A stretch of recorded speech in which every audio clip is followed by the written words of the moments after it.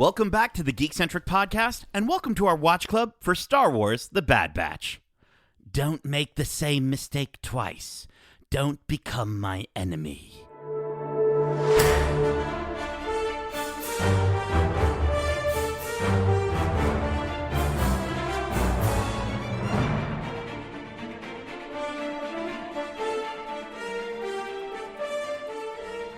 Fire when ready, and welcome back to Watch Club. My name is CT0831, but you can call me Hugs. And this is our Watch Club for Star Wars The Bad Batch, episode 15, titled Return to Kamino. If you're joining us for the first time, this is Watch Club, our weekly review series, kind of like a book club, but way better. Keep in mind, we will be going into full spoilers for this series and Star Wars in general, so if you haven't watched this week's episode yet, be sure to do so. And then come on right back in less than 12 parsecs. Now, before we take the tube system to get into the city, let me introduce you to our experimental crew of ragtag troopers. First up, he's taller than a Jawa, smaller than Jabba, and just as entertaining as Jar Jar, he's CT1231, also known as Edit. Did you say tube? Is that how you pronounce it? Tube. It's how everyone should pronounce that word. Yeah, I think. It sounds better. Yeah. And dropping in from the sky, way up high, we have the dopest, dankest dude on Dagobah, CT1006, but you can call him Joints. Hello. And rounding out our small battalion, we are so glad to have a true friend and war hero joining us, and her name is CT0118, but you can call her Brushstroke. Megan Clara of Megan Clara Draws, join us for the first time on this Watch Club. Welcome in. Hello. What a welcoming. I feel like I'm a super fan right now because I've been listening to every single episode of this Watch Club and listening to he's taller than a Jabba, but shorter than Jabba. I'm like, I know the whole thing off by heart. Awesome. That's always nice to hear. Welcome in, Megan. Our listeners will remember Megan from the various watch clubs that you've joined us, throughout the last year. I think the first time you ever joined us was on The Mandalorian, season 1, I think, or 2, was it? Yeah, it was episode 2. The Yeah. Frog Lady episode. Yeah. Frog Lady episode. So good. Yeah. Well, thank you so much for joining us. And for the troopers who are listening who maybe haven't heard from you before, can you tell them who you are and when your love of Star Wars animation began? Absolutely. Hello, everyone. My name is Megan. I'm a self-taught artist and character designer. And I have only joined the Nerd Dome in like the last 6 years. The first ever Star Wars content at all that I participated in was actually The Force Awakens. So I hadn't seen anything until that came out. And then just last year, a dear friend of mine said, Megan, you need to start watching this Clone Wars series. You'll love it. Please get into it. If I can show you the first episode, that would be a gift. Yeah. So that first episode when Yoda is with the 3 troopers and he's talking about them being individuals, they each have their own thing and they're important to this cause. They're not just another soldier. They're not just another clone. That was like, wow, this is going to be different than anything Star Wars I've seen. So yeah, it caught me. Episode 1. I was into it. You were into it. That's a really relevant reference for what we've been experiencing. So I'm so glad that you brought that up because that just hits hard with what's going on here in this series. So very nice. Yeah. And hold on. What is just happening right now? I think we're getting we have another guest, a smaller guest joining us over holo message, it seems. Oh my gosh. Omega herself is here. Hello, Omega. Hello. Wow, it's so incredible to be hearing from you after we've watched you on this show for so long. What did you think of this week's episode? Yeah, it was a little hard to relive, and it made me a little bit scared. Oh, no. You know, I mean, I've lived on Kamino my whole life. Yeah. And it's where I met Hunter and Wrecker and the rest of the Bad Batch. They're my brothers. Of course. And I just hope that we can convince Crosshair of that too. I really hope that as well, Omega. Oh my gosh. Well, listen, you seem to be cutting out there. Is everything okay? Oh, shoot. It seems we've lost her. But wow. Megan, that was pretty neat. That's crazy. Wow. I cannot believe that Omega herself, it only took up until the second last episode of this series to hear from her, but I'm so stoked that we did. I hope listen, I'll try to see if I can get the chain code written down that we just saw there. I'll see if maybe we can talk to her next week as well. But listen, before we all get blown up by the Empire, let's get we know how Omega feels. Let's get your high-level thoughts on the episode itself. Brushstroke, let's start with yourself. Yeah, I was not sure where this episode was going to go. Obviously, we knew that Crosshair was going to take Hunter back to Kamino, but I did not see what happened coming in the way that it happened. I think just like overall, it's really cool to finally get an answer about Kamino and like what happens to it. Yeah. So I loved that. And I also really loved how Omega's confidence and assuredness of herself came out in this episode. It was really cool. Yeah, we did. We talked about it a little bit last week. Like maybe we get to see her finally like take on some of the leadership things that she was learning. And you definitely see it in that first section of the episode. Yeah. Joints, how about yourself? What were your overall thoughts, my friend? I really liked the episode too. I thought it was awesome to see, like we said, where Kamino stands in the Empire going forward, and it was made very clear in this episode where exactly they stand. So it was neat to see that, again, because we've been talking about that like the whole series is what is going to happen to Kamino. We're going to see the fall of it and stuff like that. So to actually see it and how it came about was really cool. Because again, like Megan said, you didn't really expect for it to go down the way it went down. So, really cool episode. Very cool. How about yourself, Edit? This is a penultimate, man. This is the setup. These were the answers that we needed. Having lived this show for the last 14 weeks and come to episode 15 to get questions answered, it was gratifying to get these answers, and some of them we were definitely right about, right? Like, yes. We're gonna get into it, and I'm stoked, and yes, what you guys have all said about how the events went down, didn't see that coming. But it's great that we are getting some closure to some of the plot elements that have been planted. So I'm very excited to see how we wrap this up, especially with a season 2 on the horizon for 2022. Yeah, which I'm so finally we know that. Finally we can talk about that. Yeah. I knew 5 weeks ago. I just couldn't say. No, I'm just kidding.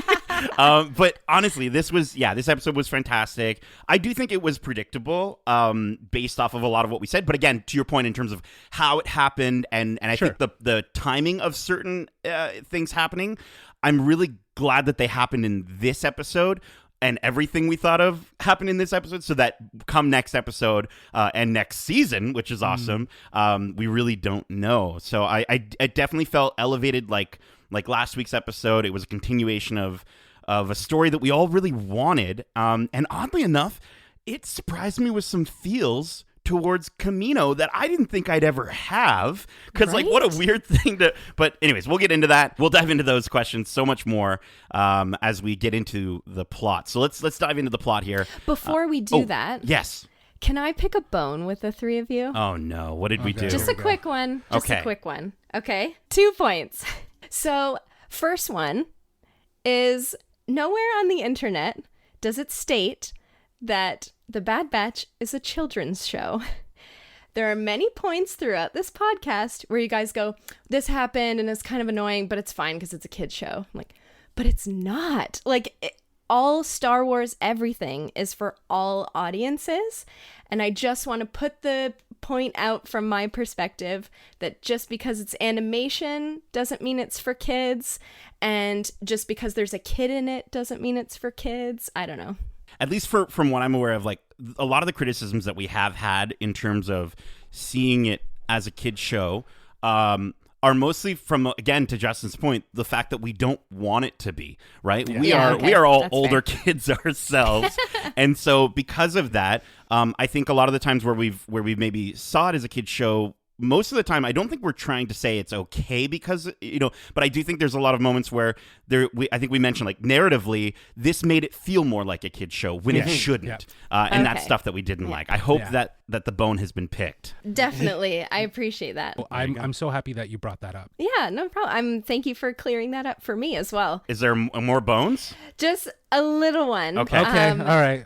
With this one being only 16 episodes, and to compare it, hard to compare art, but to compare it to the Clone Wars series of 6 seasons of about 20 to 23 episodes per season, there's bound to be a few exposition episodes. Yeah. And I guess starting off, we weren't sure if there was going to be multiple seasons of this show. Now we know there's at least 2. I feel like it's okay to have a few exposition episodes where Clone Wars had, like, probably a few seasons full of them. Yes. Based on where at least I'm coming from, comparing this to the Clone Wars, stuff like that, I think of the last season where they only had the limited run, and every episode in that season mattered and had grave consequences in the whole universe. Yes, that whole season was that snowball effect that you guys have been talking about. From episode 1 to the final episode, it all flowed together. Yes. So I get what you're talking about with that. Yeah, that's again, that the most recent Star Wars animation coming off that's what I was kind of hoping to get again, it being on a Disney Plus series. So it was a bit of a letdown to have those fillers, and again, now knowing that there's a second season going forward, it makes those fillers a bit more understandable in the long run. So I'm okay with it now. Looking back at it, I don't think if we were watching this with the understanding that there was a second season, we might not have been as harsh from a scoring perspective on some of those episodes. I still stand by my Fennec Shand review intro episode. Anyways, we won't get back to that. I feel like when it comes to, you used the last season, Darcy, as a reference of Clone Wars and how refined it was and how focused it was. I wish that the same sort of amount of attention was applied to previous seasons of Clone Wars, where they did revise and make revisions and maybe not have to rely. But because it's television and it's a kid's show, it runs a certain amount of episodes per season. So it's different than this streaming, which is now, it allows them a little bit more focus. I think even looking at Bad Batch, you could take out a few episodes that were just basic filler and it wouldn't have changed the course. We would have just gotten to where we are now sooner rather than later. I mentioned with Kevin when I was talking to him about it, just like this could have easily been 12 episodes and I would have enjoyed it much more because you would have had less filler and more content in a shorter period of time. Like this waiting really amping between good episodes. Yeah, these waiting between good episodes just kind of really killed the momentum in my mind. So, But do you remember that 3-episode arc of the 4 droids and that little frog man? Yeah, I like those episodes. I like those. I like well, because that's what introduced us to Gregor. Yeah. Right? Oh, true. Yeah. True. I don't know. I get it though. I get it. That means something. Oh, this is good though. But honestly, I love having a dialogue about it. But this is great. So this is what we love about Star Wars, and we should be able to have these conversations, right? It's it doesn't. No one owns that fandom. It's an existing fandom for us to share.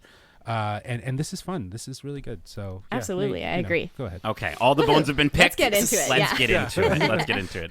So the episode kicks off with Crosshair taking a captive hunter to Kamino, all while the rest of Clone Force 99 hurries to repair their ship and rescue him.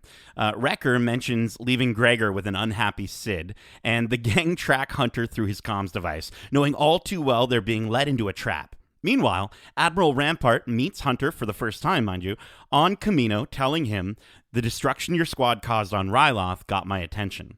He also discreetly tells a member of Crosshair's squad to alert him if things go south. Upon reaching Kamino, Omega directs the others to a secret landing pad in Tapoca City, which requires them to fly dangerously close to the planet's watery surface before it activates. Thankfully, all goes well, and the gang sneaks into the city's main platform through an underwater tube transport system, leading them to Nalisay's private research laboratory. As Omega explains, this is also where Nalisay created her and enhance Clone Force 99's genetic mutations, much to the others' surprise. Sadly, anyone hoping to learn more about Nalisay's secrets are out of luck, as Echo discovers that the lab's central files are missing. Moreover, as the gang learns from the medical droid AZ, who was hiding in the lab, the Empire has kept busy deactivating droids, forcing key Kaminoan personnel off-world, and reassigning the clone troopers to other planets. Okay, so before we continue, that's a lot to chew on. We're finally learning a little more here. What did you think of this lab as the birthplace of both Omega and Experimental Unit 99? Brushstroke. Let's start. Is it Brushstroke or Brushstrokes? Brushstroke. Oh, get it right. Get it right. Not strokes. Right. Yeah. Brushstroke. What did you think of this moment? Did anybody catch Omega's line, Experimental Unit 99 began right here?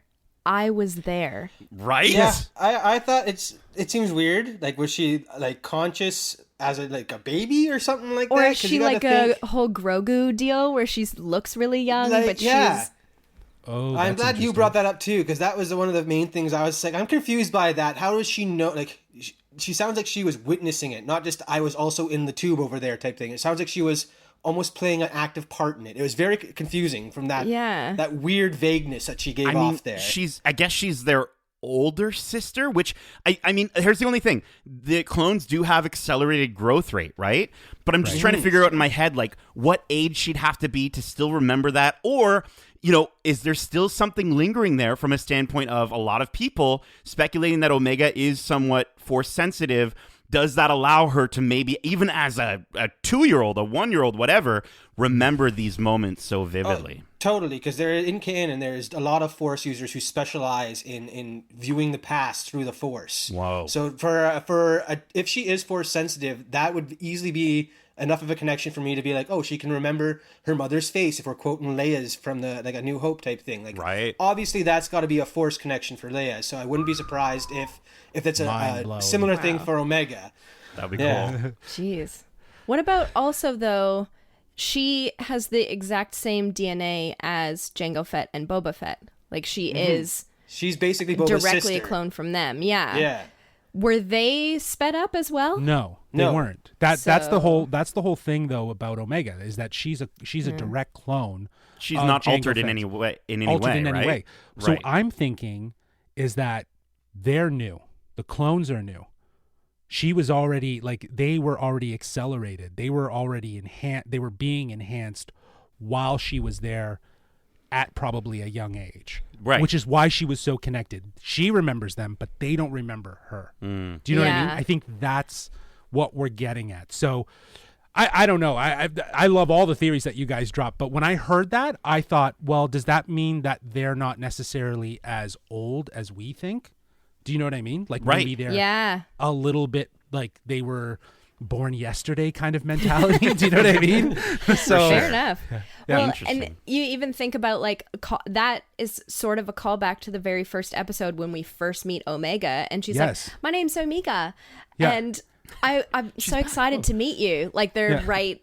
She says, "I've been waiting to meet you," or "I'm excited to meet you," because she has been wanting to be a part of their team. That's what that made me think of when I heard that line, was the first episode of her interaction and how comfortable she was already with them. Yes. And they felt comfortable with her, but they didn't, like, especially know Hunter. why. Why? And he didn't know why. He didn't know why. I mean, listen, we're chewing on so much. Can we chew on those tubes? Because there were more than 6 of the tubes that were used to. So, I mean, does this mean there's other defective clones? Is there more experimental clones? Is it possible that a little green little baby named Grogu could have been experimented on or created in this lab? I mean, with Nala Se, it makes sense, right? I don't know. I wasn't going necessarily more secret lab thing. I was thinking because we know that the Kaminoans live on this planet, and after they kind of destroyed it and flooded it with all their science know-how, they need to have a way to transport between these cities that they now have. So that's all I thought of, is maybe those other tubes are going to different cities, because all we've seen really is Topoka, and who knows how many other facilities are on the planet.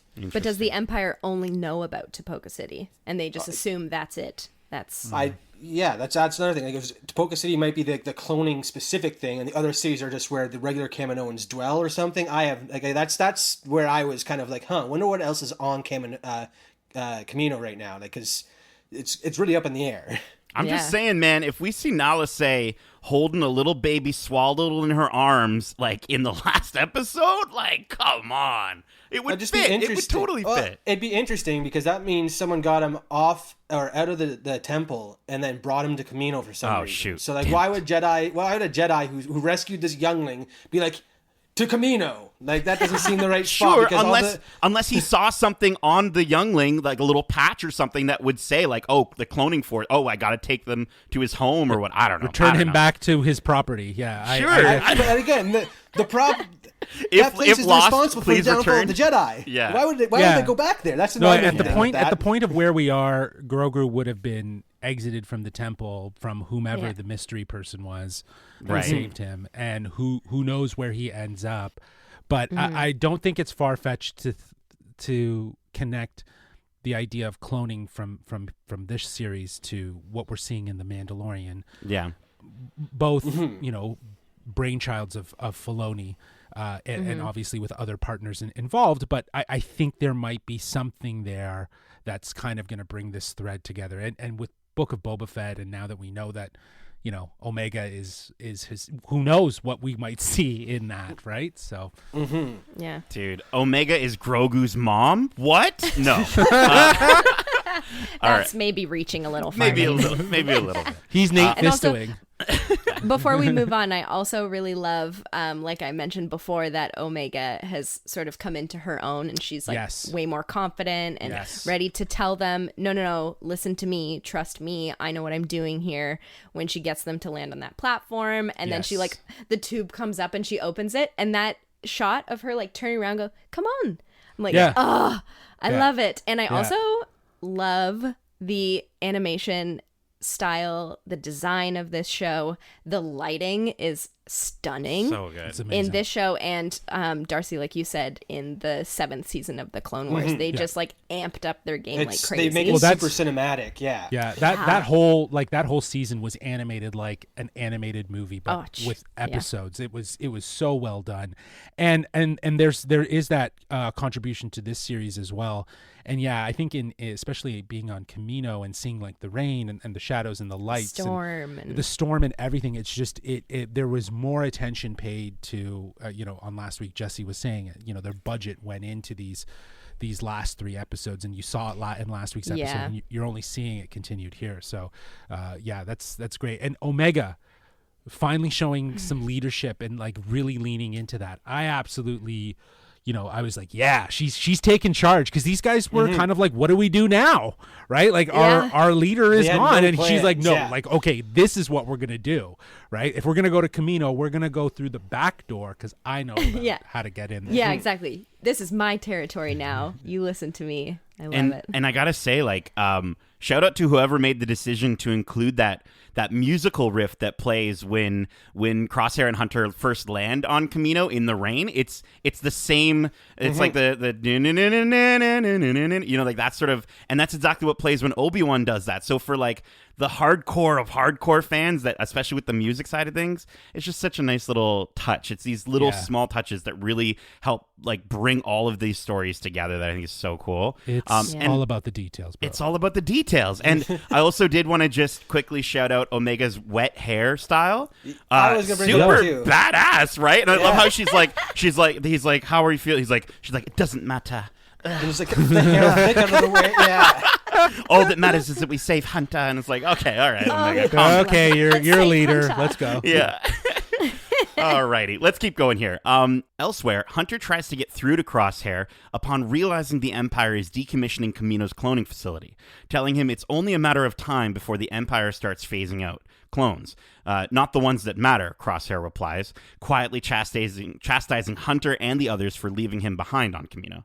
Hunter points out that Crosshair tried to kill them, and that they had no choice. And he, Crosshair fires back with, "And I did." Unabated, Hunter argues that the Empire is arguing for occupying planets and silencing anyone who stands up against them, insisting that they're using and controlling Crosshair through his inhibitor chip. Meanwhile, Wrecker, Tech, and Echo track Hunter's comms to the central cloning platform, with Omega remaining in Nalisay's lab in case the mission goes sideways. They attempt to sneak in by using the lift, but unfortunately, Crosshair knows his old team too well and surrounds them with his soldiers before ordering them to throw down their weapons. Now, quietly, Echo signals Omega and AZ to retreat to the Havoc Marauder. Omega, of course, she's not going to do that. She wants to help them. She's a leader now. She's a leader now. She's got her wet hair, and she wants to help them. And so she begins activating the droids in the training room before one of Crosshair's soldiers finds her. Crosshair accuses Hunter of betraying everything they stood for out of his misguided loyalty to his vision of the Republic. We're loyal to each other, not some empire, Hunter retorts. Not impressed, Crosshair says that he'll give Hunter the chance that he never got from him and orders that Omega be taken off-world for her own safety. He then rebukes Hunter for pretending he's something he's not. We're not like the Regs. We never have been. We're superior. The Empire can't protect the galaxy without strength. This is what we were made for. So we finally get to see Crosshair, in a way, open up more than I think we've ever gotten. What did you think of this turning point for his character, and why do you feel he made the decision to invite them to join him instead of continuing to destroy them? Brushstroke, let's start with yourself on that. Yeah, wow. That was a powerful few scenes with Crosshair and Hunter. Yeah. I, teared up when he said, I'm going to give you something you didn't give me a chance. And I was like, oh my God. Ouch. Yeah, he really does aim for the heart, right? And you Crosshair. Jeez. So good. Yeah. Also, I just want to say that I think AZ is one of my favorite droids ever. Oh, yeah. He's so funny that he's like, oh my God, Omega. Yeah, or like when he presses the button and then it takes out that one trooper and he's like, I did it. It's so good. So good. He's never done anything like that. No, Yeah. but I think it was just really powerful, these scenes, and like you said, really cool to see Crosshair deeper than we've ever seen him. Totally. Yeah, I feel like these were the answers that I personally was looking for, in terms of where the fuel is coming from Crosshair. He is hurt that his brothers abandoned him and abandoned their mission, and he really points that out with his comment of giving him a chance that he never got, right? And I think that is meant to strike that chord. I also find it interesting that they're all ending up in the training facility where they actually had to prove themselves as a cohesive team. And the scene that follows, I don't know. We'll get to it. We'll talk about that. Don't worry. I think like you said, he's probably pretty hurt that he was abandoned, and it almost seems like he understands why they did what they did. And I personally got the idea that he's reaching out this invitation to them because he's afraid of losing them. Like they are his brothers. He doesn't want them to be the enemy of the Empire. So he's like, look, this is what we can do, is we can be useful here and not be hunted for what we are. 100%. Essentially. So that's 100%, that's he's afraid of that for sure. Well, I just want to say, this is the Darth Vader vibes that we've been talking about, right? Join me and together we can rule the galaxy as father and son, right? It's that motif. We've discussed how Crosshair could very much be like the Vader type arc where he kind of ends up saving them. But I was just kind of shocked that it happened so quickly and that it happened in front of his whole team or his whole crew. It just goes to show that no matter how much he tries to hide it, at the end of the day, right? You're right. He can't escape the fact that they're his family. He actually, he doesn't care about the Empire. He doesn't care about the Republic. He just wants them to be together. Yes, he wants them to be together, but he also I think he really wants his freedom, right? And what he wants here is to continue being a soldier because that's all he's ever known, and it's the only way he's ever felt adequate, right? That's the only way that he's really good at something, and it's being a soldier. It's all he's ever known. So, I think, he never had the same opportunity to see what Omega really gave the rest of Clone Force 99, and as cheesy as it sounds, that's hope.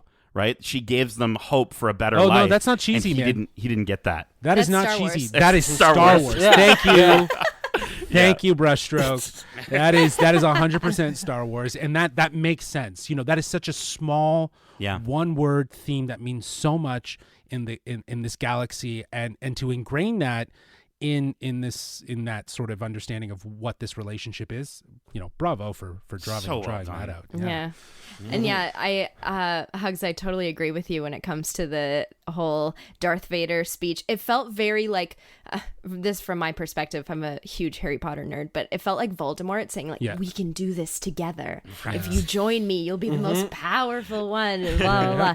It felt kind of like that. So there is part of Crosshair that I definitely think he's hurt. He misses his brothers. Yeah. He just wants them to be together again. But I do think that there's a little part of him, which again we'll talk about later, that is maybe not loyal to the Empire, but to something bigger that's not necessarily a good thing. Oh, I think. Okay.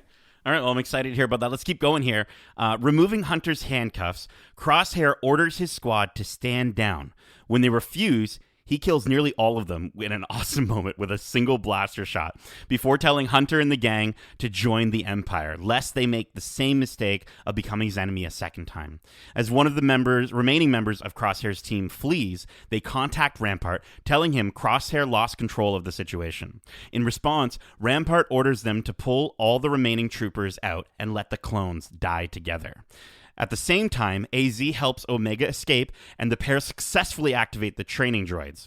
Only problem is, they activate too many training droids. And then we get it. For a brief, shining moment, we get to see everyone working together again as brothers and sisters in arms as the music swells, and we see the Bad Batch at the beginning, just like they were at the beginning, and it's just it's amazing. So it brings me to my questions here. So getting to see the Bad Batch fighting together again in all their glory as like a fully restored but still somewhat broken team was fantastic. What did you think of that moment, and what did you think of Rampart just dropping Crosshair kind of with the line, let the clones die together? Edit, let's check in with you on this one. Well, I was hinting at it in the last scene, and to find them in this training facility, like you pointed out, where we saw them work together and prove themselves in front of this new Empire. And now this is the place that they are foreseeably going to die in together. It just drew that sort of, I believe it's called a bookend, Nate. Oh, is that what it is? So, I love those things. Yeah, I don't even read books. And I believe that this to me is like the chef's kiss, chef's kiss in the air kind of thing, like how it all comes together. And honestly, as silly as this is, and I know I was like applauding when they just started working together. I had like this huge like flutter in my stomach of like excitement, and like this is Star Wars. Like this is what you want from Star Wars. So it was like the pinnacle moment of the episode for me. So many chills. Yep. I also really loved when Tech sort of notices that reflective surface and then sort of like jabs at Wrecker. That is a callback to an episode in season 7 of the Clone Wars where Crosshair does that through a hallway. Oh, really? Oh, yeah. I remember that. Shoot. And I was like, oh my God, he did it again. That's like, cool. How crazy that they keep going like, oh, remember when this happened? They still do that. And also this, they're still doing it. And even in that fight, when Crosshair shoots the one droid and then Hunter stabs him, that same thing happened in the first episode or whenever it was that they proved themselves, right? So their fighting style just fits together, and it's so cool. And I also just loved Omega with her bow, her confidence. Again, she just has perfect aim. So good. I love it. I think before I want to talk about the battle, I just thought it was really cool to see the sweeping shots of Kamino when they said pull everybody out, and we see all the like locations, like the mess hall and like the cloning tubes, places that we grew to like really know as a part of the Clone Wars era in Kamino. Like this is what we know of Kamino, is those locations, and it was almost like a very sweet swan song to say like this is the last time you're going to see this because all hell is going to rain down soon type thing. So I thought that was a really cool. Yeah, it was like a very eerie, spooky vibe to be like, when we've seen this before, there's been like crowds of clones and the Kaminoans walking around, like working to build the army that we know in the earlier era. Yeah, so it's just, I thought it was very interesting that they took the time to like really show it, like this is the end of Kamino as we know it, at least. So yeah, very true. I thought that was really cool. But then seeing the batch working together again was just, again, like you guys were saying, it's an exhilarating feeling to be like, yes, they still are a team. All that the years that they fought together are still like ingrained in them. They can't not fight well together. Even if they are angry at each other, they still are like, okay, we can get her alive, and then we'll continue our fight, basically. So I thought that was really cool. Yeah, I got mad chills. I honestly, like, it was the highlight of the episode, obviously, and I even got a little choked up just watching them, like, decimate and those were, like, first-generation Dark Troopers, which I know we called out at the beginning of this series. And then, as for Rampart just dropping Crosshair like that, it just shows how clinical the Empire is in comparison to someone like Nala-Se, where in the previous episode we see her with all the little baby Boba clones or whatever, right? And she's like, come along, and, like, she's trying to save them. And it just shows, like, that sort of dichotomy, like she actually really cares about them, whereas the Empire just sees them as like these dispensable weapons, right? Yes. They're nothing. They're useless now. Yeah, and that's literally what that command sad. really shows, right? So yeah. All and right. Nate, I remind me if I'm incorrect, but is that music that happens during that battle scene specific? It felt like it came from somewhere. I think that's just like the Star Bad Wars Batch theme. theme, right? Like that's the big, like that's what plays at the end of every episode. You'll hear it, right? And then it plays at the beginning of every podcast as well. So. Yeah, there you go. Maybe that's where you heard it. Maybe that's why I'm like, that music is ingrained in my head. There you Why go. did I know it? All right, let's get to kind of the ending of the episode here. After briefly teaming up to blast the training droids to pieces, Hunter, Tech, and Echo hold Crosshair at gunpoint, begging him to forget the Empire and allow them to remove his inhibitor chip. And this is when Crosshair finally drops the bombshell that I predicted halfway through the season, just saying. He had his chip removed a long time ago and insists this is who he truly is. Left with little other choice, Hunter stuns Crosshair and has Wrecker carry him as they flee the city, though not before apologizing to Omega after he told her she would never have to return to Kamino. She assures him that you'd do the same for me. And then we're treated to a brief montage of a now abandoned Topoka city as Rampart, acting on Grand Moff Tarkin's orders, has his ships fire upon the cloning facilities. This also prevents Clone Force 99 from reaching the underwater transport, leaving their fates to be resolved in the season finale. So that is the end of the episode. What did you think of Crosshair's chip removal reveal and the destruction of Topoka City and the cloning facility? When did he figure out he had it in there? Who told him? I think it was when in episode 8 when he got that huge blast from the giant ship He said going a off. long time ago. Yeah, I think that's a long time for him. Yeah, I you think- got to remember Really? because there's adventures that we're not seeing that are happening with the Bad Batch between these That's episodes. true. So the Time is timeline's a passing. little fuzzy. Yeah, right? time is passing through these Okay. episodes. It's not necessarily. Some of them do follow one another and are very much like, as you referenced, the 3-arc episode with the droids and the frogman. So like they have like a couple of those throughout, but there's a few episodes that feel very spaced out. Like stuff has happened. That's like true. they've been doing a lot of work for Sid and so on. And I think that is to kind of allude to this point, right? And also to set up the amount of space because, going back to the last scene with the action, to see them come together, and the last time we saw them was in that facility together doing that and putting all that space. It really just hit hard, like that feel of like, yes, they're back together, right? So I think that him alluding to the fact that it had been removed for a while ago, it does make sense that it would be that, that was what, episode 8? So Episode 8. yeah, I was halfway It through. could have been a little while Okay, ago. fair I enough. think I it's don't just know. I don't know. He would have discovered it because that's where the burn mark is. He would have been a little bit more aware of it. I think that's honestly when it happened. I don't know. The other thing I thought I had, I'm hoping it's the burn mark time because that would make the most sense and make me feel better about how I look at the show. But the only other thing that I could think of is when they went to strengthen the inhibitor chip in the first episode. If he's like, what are you talking about, an inhibitor chip? Get that shit out of me. I don't need it type thing. Like, I can see him doing that, being like, I'm a better soldier without you whispering orders in my ear. I'll do whatever you say. Just let me do it my way type thing. I can almost see that would also be a very long time ago, especially if you look at the season as a whole. That's beginning to end now, basically. So those are the two options in my mind. So if we get the reveal as to when he removes it, I think that would be really cool to see which one it was, basically. Yeah. Yeah, that's the only thing I can think of, just because I guess the way I saw it was that it was like even before the show, like really long time ago, is that when Order 66 does happen, he doesn't flinch. Like there's nothing about him that's like, but we're supposed to kill the Jedi kind of thing, or you let that Jedi get away. But I don't know. There's something, I know he does say, you let the Jedi get away, you're supposed to kill them. It's the good soldiers follow orders. That's Yes. the giveaway that the chip is working to some point, because Wrecker also said it when he was under the influence of the chip. So it's debunked. I think that's really enforcing the fact that he had the chip at that point. Yes. But when after that did he get it removed, basically? Yeah. But I think the real thing that this sets up, right, is that he is acting on his own intentions, very much like you predicted, Nate. You called it, buddy. You called it. I had doubts that would be right, but I was very thrilled to see how they tied it into his redemption, or maybe leading to his redemption.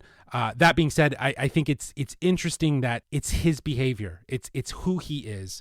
It's what he knows that is really guiding him right now, not an inhibitor chip. So, that's what I think the main takeaway from this is, rather than just where and when and how. I mean, again, I have mixed feelings about like how much and I think a lot of the internet, I don't think I was the only one that probably predicted, how this episode was going to play out, but I'm pretty proud of myself for calling out that inhibitor chip thing pretty early on.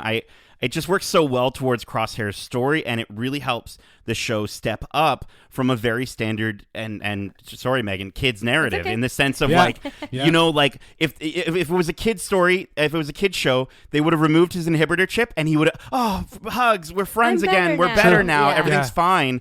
So like if they all if all of them survive this, that's some really deep rooted character stuff that they have to deal with in that second season. That just adds even more depth to these characters, and that's what that's where this elevates this show for me. Yeah. Again, I think that's like the fact that he's had the chip out really reinforces my belief that he was doing this out of he wants to protect his brothers. He wants to bring them back in where they are useful and they're not going to be hunted, because he cares about them. And I think that's the removal, like him not having the chip really makes that more believable. Like this is the only place he feels safe, so he needs to bring his brothers back too. Well, think about it. He sets up with all of that previous conversation that he feels like a hurt brother that was abandoned by his other brothers, and that he's very frustrated that he wasn't given an opportunity and a fair shot, and he was just judged based on some sort of chip in his head.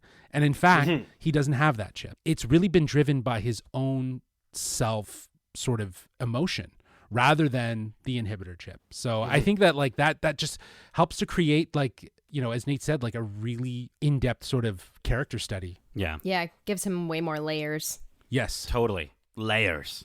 Ogres are like layers. Crosshairs have layers. Crosshairs are like.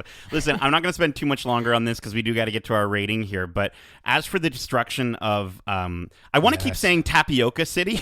I know it's Tapoca. With all the bubbles too, right? like, it Tapioca makes you really City. tapioca. Let's. Can there be a Star Wars like in Galaxy's Edge, a place called Anyways, it's crazy though.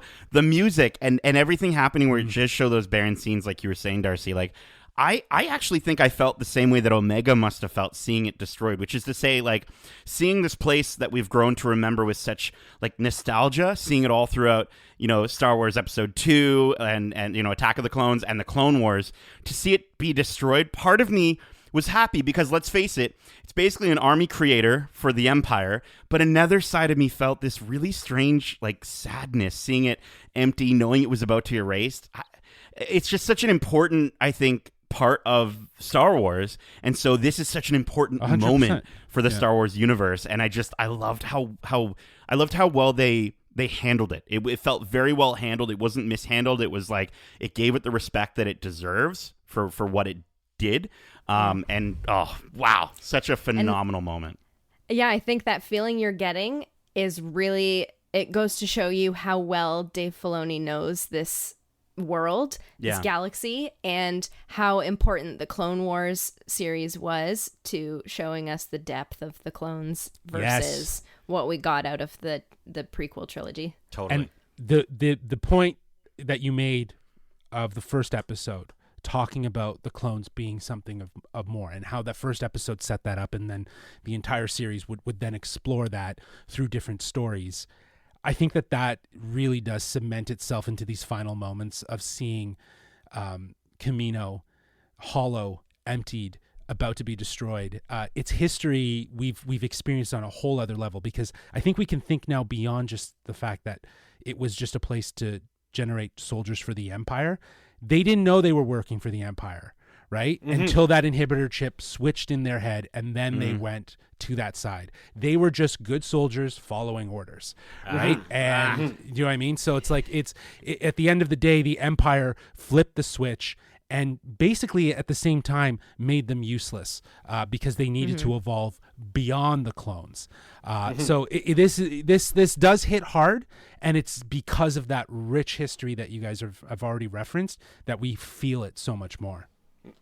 Like we've only seen Kamino in a good light, basically, because the clones didn't know they were fighting for the bad guys. They believed they were fighting for the greater good, trying to protect the galaxy. And there's so like we fall in love with all these characters: Rex, Wolf, Gregor, like all these the people we only get simple one-off stories from, even like the random clones that you grow attached to.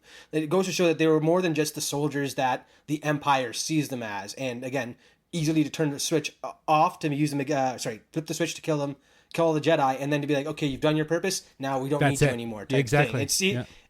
They're being discarded, and it's kind of hurtful to see that after we've grown to love so many clones that we've seen over the series. Absolutely. And it was crazy to see that, like, it hit even harder that it was clones that pulled that trigger. Like, that he gave the order to clones on that Venator ship. And she's like, oh, you come on, like that. Oh, and you know that clone is thinking in the back of his head, what am I doing? Why am I doing this? Right? Because you know that they're all very conscious when they're or being forced to do these things. So brutal.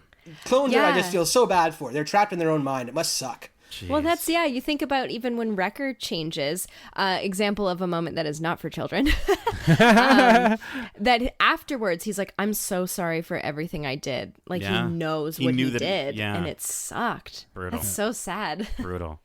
All right, listen, let's get to our final thoughts and our overall final score. Which for this episode, we're going to be rating it on a scale of 1 to... It feels bad saying this now. I don't know why I did this one.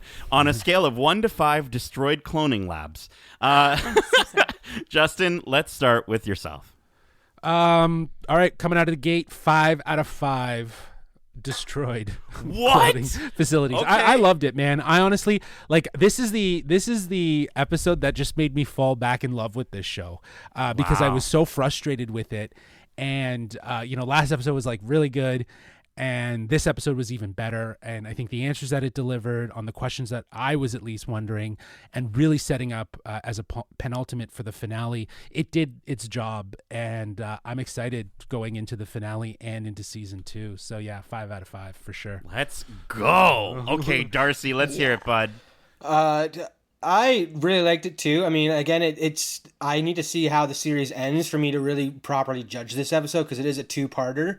So they've really done a really good job of setting it up. I just hope that they follow through with it well, because again, throughout the series, we've kind of been let down with how they wrap up some of these plot lines. Again, knowing there's a season 2, I can kind of take that a bit better now if they do leave a bit more open. But again, I'm going to probably give like a 4.8 out of 5.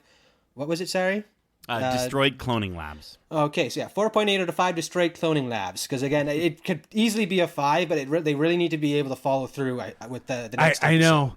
The reality of going 5 out of 5 and judging this as an episode, it's a penultimate. It's doing its setup, and it's like, if it set up something, and even if it fails, it did a really good job at setting it up. Right. Yes. I gave it a 4.8. Okay, there's exactly. Not much You're just brushing there. So yeah, I know it's not my favorite yet. Yeah. Interesting. Megan.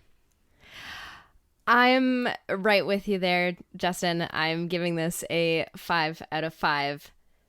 Destroyed cloning labs. Cloning facility. Oh, sure. Labs. Yeah, either one. Yeah. This, like you said, it set up everything that needed to be set up. It answered everything it needed to answer. It called back to all these amazing moments throughout this show and the Clone Wars, the episodes that the Bad Batch was featured in. I loved every moment of it. Omega is very close to my heart now, so all of her growth really showed itself in this episode. I loved it. All right. Okay. Yeah, this But you, Nate, episode come on. this episode was elevated. This episode was elevated, and it really shows after so many filler episodes what this series can do when it focuses on its original characters and developing their plot, because ultimately by moving these characters forward, we really get to see the galaxy progress and all the exciting aspects that brings along with it for fans of really any part of the story, for, you know, whether that be the prequels, the sequels, or the original trilogy. Again, I have mixed feelings on how predictable this episode was, but I'm glad it worked out the way, and you know, I and a lot of us on the show and fans on the internet wanted it to. And I'm glad, again, that we, you know, everything we thought that would happen happened in this episode and not the last one. So, listen, I can't wait to see the terribly mean cliffhanger that they leave for us in the end of season 1 in next week's episode. But I am giving this penultimate episode 5 out of 5 destroyed cloning labs. I agree with you guys. I was sitting at a 4 or 5, and I just changed it to 5 because honestly, this conversation with all of you, I've watched the episode twice, and I kind of even want to watch it again before I go in to watch next week's episode next week. So it's honestly, it does really work. And Justin, to your point, as far as setting it up is concerned, even if it fails and it falls down hard, this did a really great job. Phenomenal. It set some stuff up, right? So good. Yeah. All right, listen, at the end of most watch clubs, we like to speculate on what we think is going to happen next. And really, this week's episode set up for the finale episode for the first season. So I guess my question for you, batches, which we call the segment "What's Gonna Happen, Batch." I hope that's okay to say with everyone. Do you have any guesses for how this is all gonna end? At least until 2022 when we get that season 2. Joints, what do you think?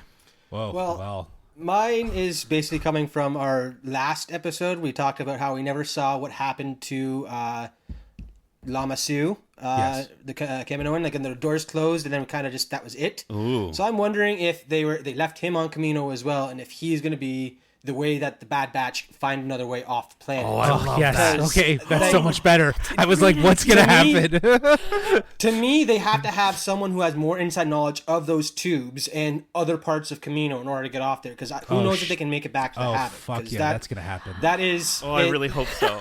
Yeah, I think that's where I hope it goes, because again, why would you set up the ambiguous end to the president or whatever, and then just not go back to it? So I hope that's the route they go, because again, otherwise, how else are they getting off this destroyed facility where the tubes that looked like they were connected to all the other platforms are broken now? So it's maybe that's why we saw those other tubes, right? Like now that kind of leads me to think that there was a purpose, because like that scene was very interesting. I didn't know if it was just more or less to showcase like their transportation, like how they move around planet, but like there has to be a significance now to that. And Omega already has an existing knowledge of it. Maybe she takes them, and that blows my mind. I don't know. I like that. I like that a lot, because it also works really well from the themes of this episode. If Crosshair is not going to be, if he's going to be incapacitated, if it picks up right where we left off, and he's incapacitated for at least the first few moments of the episode, they're going to need someone. And how perfect is it that it's someone that like they are opposed to? You know what I mean? Like that's really meaty. But who was also abandoned by the Empire. Like he was left by the Empire. So now they just come together. Yeah. Common enemy. Let's get out of here and survive together type thing. Yeah. Yes, he was initially wanting to eliminate Omega, right? Mm-hmm. Well, so and he also wanted to. I think he didn't really see a value in the Bad Batch, if I'm not mistaken. Yeah. It was more him that it was more them that he just he wanted their property back. He wanted Omega back, but he didn't want he could care less about the clones. So I think that'll be interesting to see how their dynamics, if that transpires. That's great. Yeah. Yeah, it seemed like he wanted Omega back for her like untainted DNA, because she is just like a straight up clone with like unalterations. That's why she was important to them. But now that the Empire's canned it, I can see him being like, well, screw them. You can live. Let's get off here and like figure out what to do next type thing. Her significance and importance is oddly similar to that of Grogu's importance in Mandalorian. The way you just outlined that. If you think about how they want her, because she's a pure version of the clone, they wanted a sort of full, rich version of a force sensitive creature, and that's what Grogu is. So it's interesting that there's even those little parallels that kind of tie in right beyond just the dads that didn't want to be dads or whatever. Right, kind of exactly. Theming, right? Yeah, absolutely. Yeah. Beyond that. Yeah. Okay. Well, I mean, Edit, do you have any other predictions that you want to throw out there before we move into our I think finale? we're going to see Crosshair die, and I think the whole team is going to see it. And if anything, we again, going back to what we were talking about before, it being a kids show, it would be great if they killed off Crosshair and it wouldn't be a kids show, and that's what I'd like to see, because that gives strength and motive to the Bad Batch to maybe do what they've been kind of flirting with this entire season, which is, do they go against the Empire because they are capable to do so and fight for good because that's what they know? I don't know. I feel like it can give them the push that they need to go in the direction that we know that they're going to go. I'm gonna jump in there, you batch, because you totally stole mine. But it's yeah, absolutely. Crosshair's gonna die. He's gonna redeem himself, right? Yes, I think of course, yes. I think he's gonna come to terms really quickly that the Empire dropped him so easily, and so he's gonna try to maybe save the Bad Batch. I would love if he had to save Omega specifically, and they have like a moment like where something's gonna happen and they're about to die and they have to like talk to each other or something like that, like just literally a moment where they sit and talk for 5 minutes, and then you just sort of see this redemption process for him.